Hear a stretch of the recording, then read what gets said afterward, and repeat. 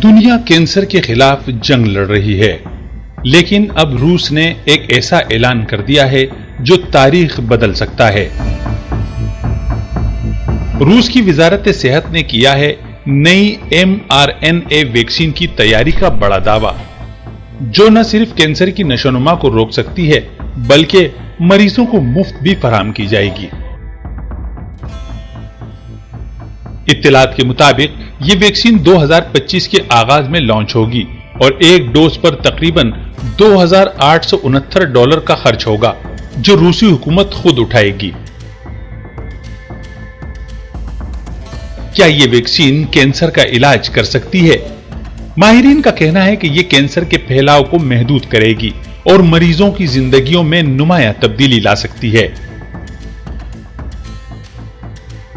रूसी सदर ने इस बात का ऐलान करते हुए इस उम्मीद का इजहार किया है कि हम कैंसर की रोकथाम के लिए बनाई गई वैक्सीन को लोगों तक पहुंचाने के बहुत करीब हैं।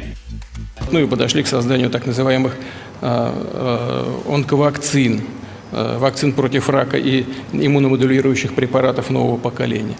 И рассчитываю, что уже скоро они будут эффективно использоваться как методы индивидуальной терапии.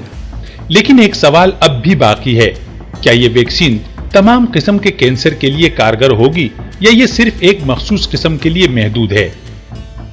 प्री क्लिनिकल तजुर्बात से मालूम हुआ है कि ये वैक्सीन ट्यूमर्स को रोकने में मुअस्सर है, लेकिन क्या ये दुनिया भर के मरीजों की उम्मीदों पर पूरा उतर सकेगी?